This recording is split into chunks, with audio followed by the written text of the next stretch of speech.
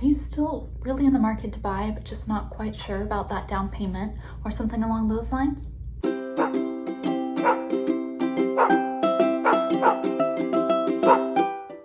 Recently, I sat down with Jen Sell of Crown Mortgage and talked about the new updates to the Hometown Heroes down payment program.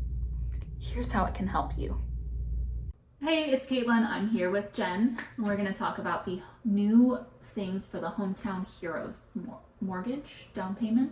Down payment assistance. There we go. So Jen, can you tell us a little bit about what it was before and then what changes have been made since? Of course. So with Hometown Heroes, it was started by Florida Housing, which is the big federal housing program that a lot of the down payment systems use throughout the United States. So for instance, Colorado is called CHAPA. It's the same thing. So with Hometown Heroes, they started it in order to help our first responders and frontline workers get down payment assistance that was not open to everybody. So those would be doctors, firefighters, teachers, nurses, vets. Then you also had dentists and everybody else who really worked the front lines during the closures of the COVID pandemic. Now they have changed it to where it is open to everyone who is employed with a Florida company of at least 30 hours a week.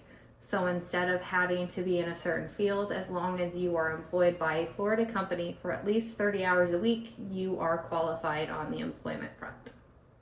Thank you, Jen. So what are the requirements? What does all of that look like? And is it just a grant, or how does all of that work? So with the Hometown Heroes, it does change. You can do a FHA program. You can also do conventional, USDA, VA, as well as what they call a bond program. So it does differ through kind of what you're looking at. For one example, you could be doing an FHA loan, which is a minimum down payment of 3.5%. And with Hometown Heroes, they do have a 5% off the loan amount. So that would be 5% of whatever the loan amount is. They will go ahead and it's called a silent second. So it's not a technical grant.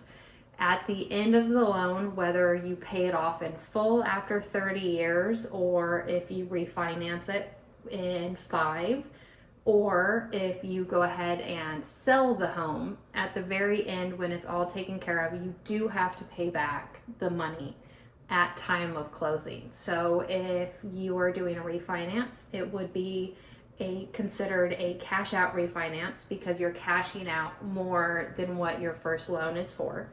If you sell it, obviously that goes off of your seller settlement sheet.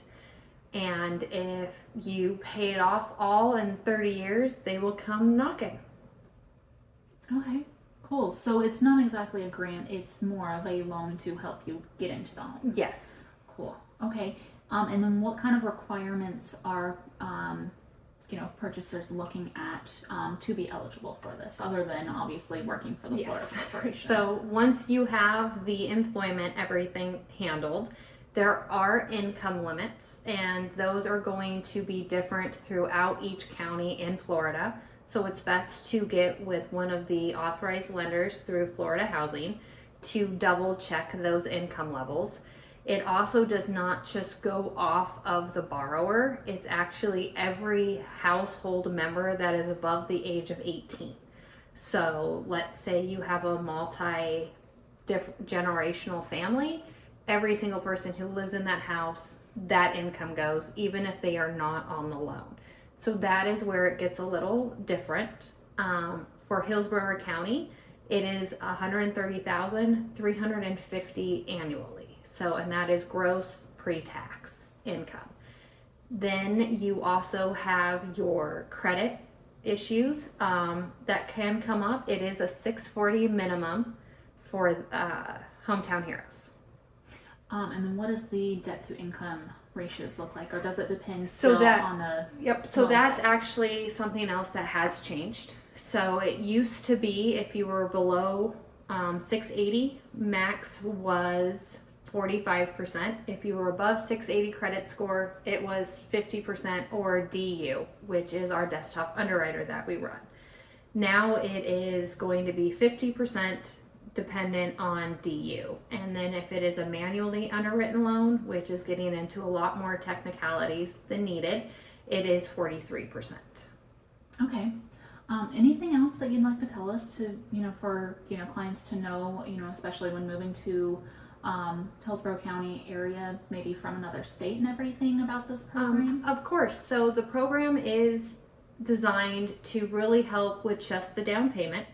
So overall, if you are doing a conventional loan with 5% down, remember that they do 5% off of the loan amount. So that's going to be 5% after the 5%.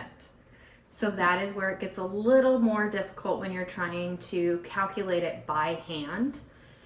Also, another bigger factor that goes into it as well is you're going to have earnest money ready to go. And obviously, Kaitlyn can help explain what that is. So this program is not designed to be a free and clear, no money down at all. You still have to realize that there are closing costs involved, as well as the earnest money, inspection, and appraisals that are due before closing.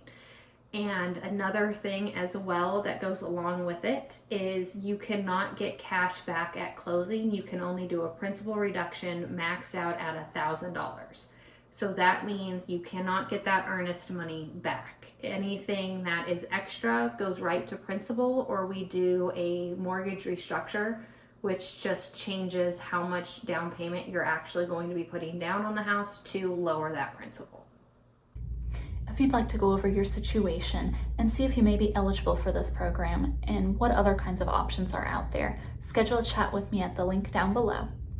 And make sure to subscribe to this channel for more great information about the Tampa Bay real estate market and the Tampa area for you and your fur babies.